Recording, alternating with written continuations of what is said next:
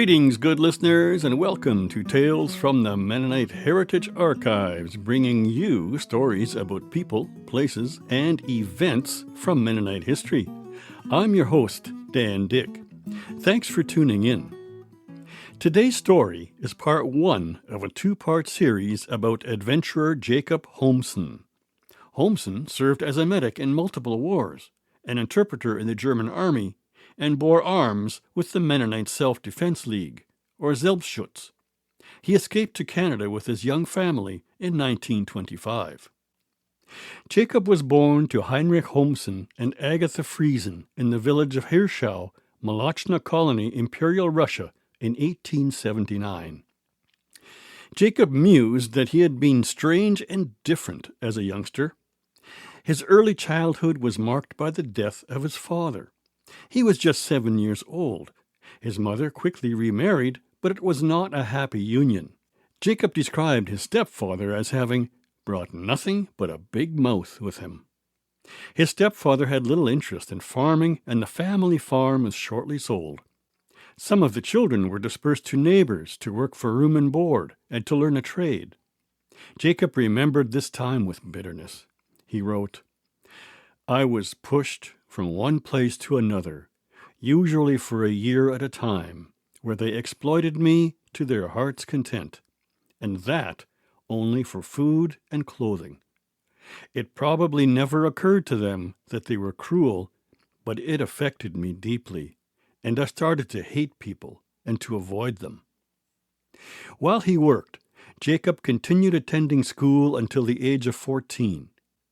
He enjoyed his studies and became an assistant to the teacher in the following year.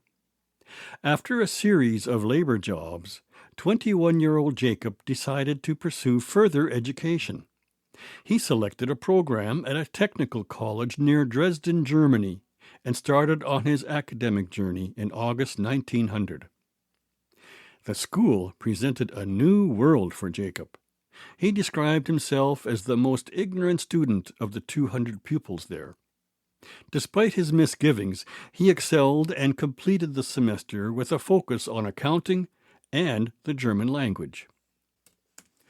Jacob explored the art and history that Dresden offered and enjoyed the familiar culture, freedom, and ease of travel.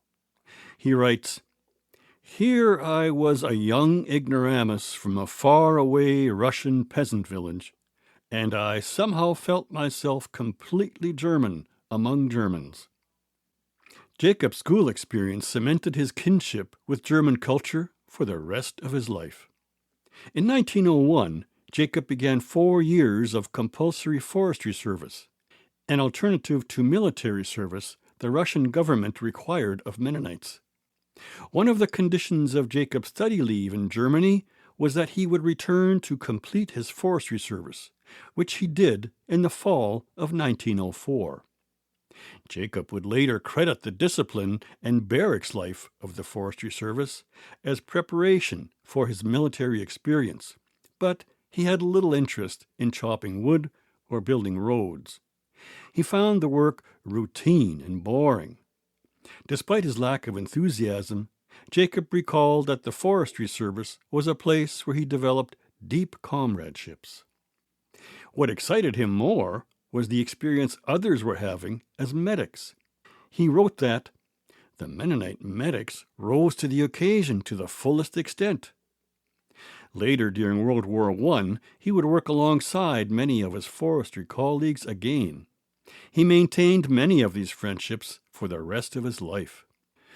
In January 1905, Jacob served as a non-combatant in the Russo-Japanese War. He was put in charge of commissary supplies. The job suited him. He enjoyed the opportunity to travel and see more of Russia, but his adventure soon ended with a Russian defeat in September of the same year. On Jacob's return home, he worked for a cooperative store and then for an agricultural implement company called Franz and Schrader.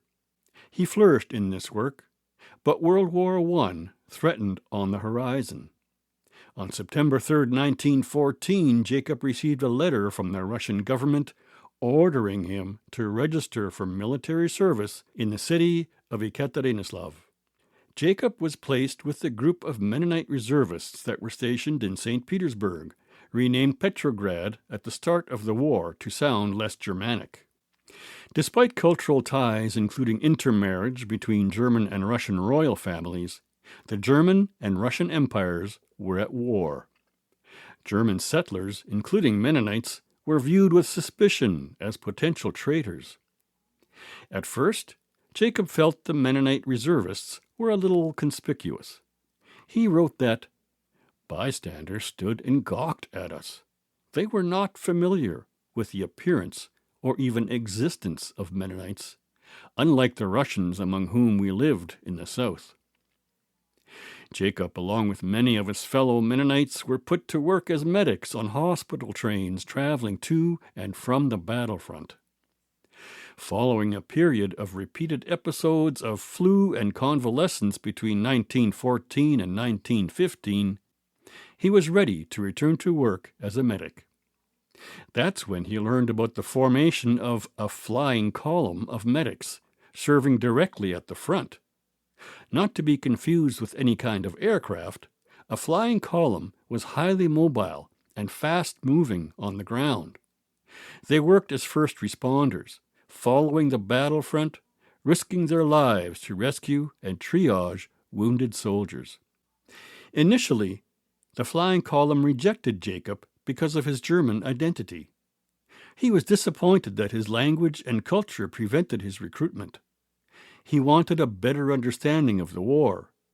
Troops in the rear, where he normally worked, were kept in the dark.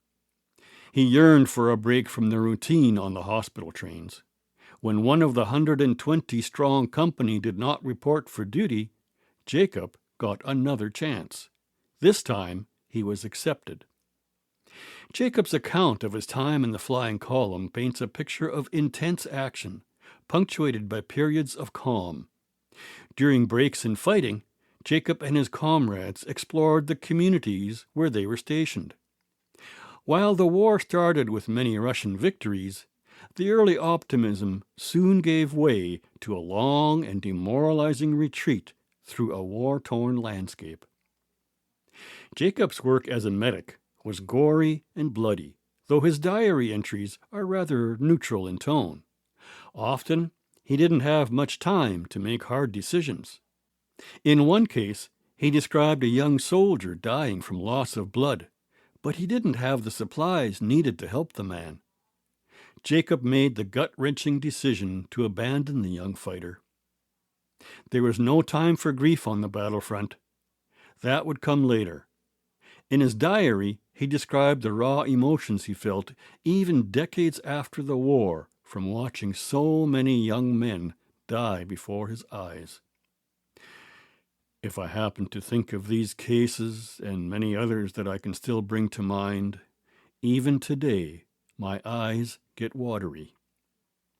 Despite tragedy, Jacob found dark humor in the chaos of war. In one story, some retreating soldiers swam through a swiftly flowing river, but many drowned when their heavy, soaked uniforms pulled them under the water.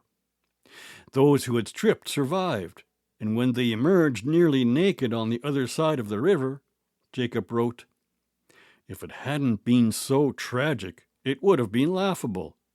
The next day, the poor fellows were rounded up, driven to the clothing depot, and driven back to the front line to be slaughtered." That's war for you. The tragedy of war was soon followed by a family tragedy.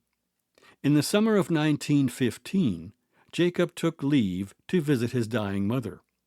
At a stopover in Moscow, he enjoyed some simple pleasures, including a haircut and his favorite Viennese schnitzel, rebranded as Siberian schnitzel because of the war.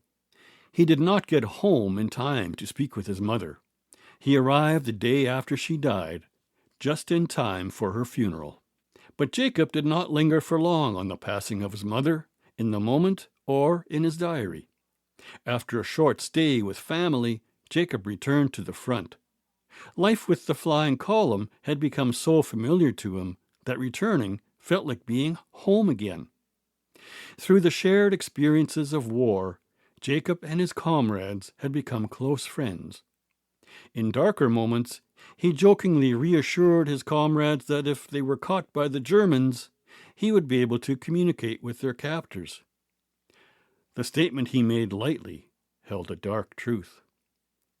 Despite initial suspicion of his German identity, Jacob became known as a reliable and committed serviceman. He was awarded the St. George's Medal 4th grade for bravery in 1915 for working with other medics under enemy fire. Then, in August 1915, he was promoted to manager of the supply depot, and then to officer in time of war in May 1916. While he could be defiant and occasionally experienced conflict with his superiors, their favor outweighed their frustration with him. While Jacob tended to wounded soldiers on the battlefront, a power struggle between the autocratic Emperor Nicholas II and dissatisfied political groups took place in the capital of Petrograd. The power struggle led to the resignation of the Tsar in February 1917. A provisional government took power, but it was quickly overthrown by the radical Bolshevik Party in November of the same year. Though this happened far away from where Jacob was, it would change his life forever. In the summer of 1917, the war slowed down. Jacob was directed to liquidate the military supplies he oversaw. Medics began taking leave with no apparent intention of returning. An armistice to end the fighting was signed in December. In his diary, Jacob concluded his reflections on his 3 years and 9 months of service with the Russian army with these words: "There had been good days and bad days, but in retrospect, the good had outnumbered the bad. My superiors had never let me feel that I was an outsider and a German." But the time for peace had not yet arrived. Jacob returned to a home in turmoil.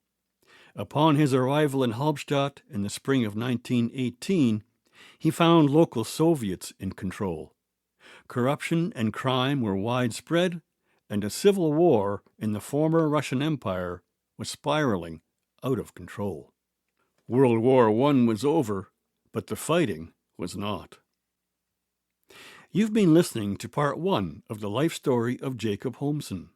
The sources for this 2-part series come from Jacob's writings, translated and compiled by his niece, Margarita Silver.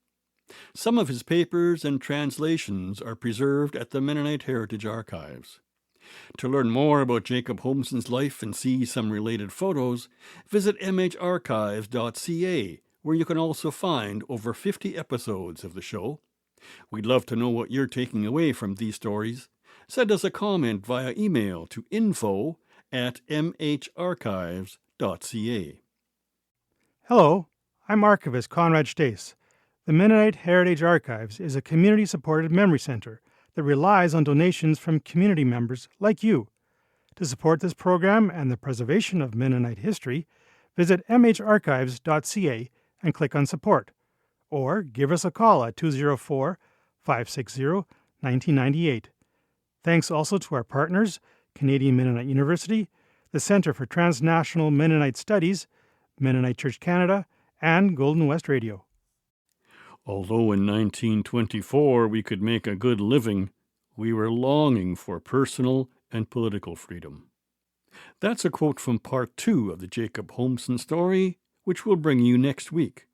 We'll learn about Jacob's adventures as an interpreter for the German army, his involvement in the Mennonite Self-Defense League, and the challenges he and his young bride Maria faced in the early days of the Soviet Union before they eventually escaped to Canada. Today's story about Jacob Hoemsen was researched and written by Graham Unrau. Thanks to the Tales team of Conrad Stace and David Klippenstein for their help with the show. I'm your host, Dan Dick. Tales from the Mennonite Heritage Archives will be back next week with more stories about people, places, and events from Mennonite history. Thanks for listening.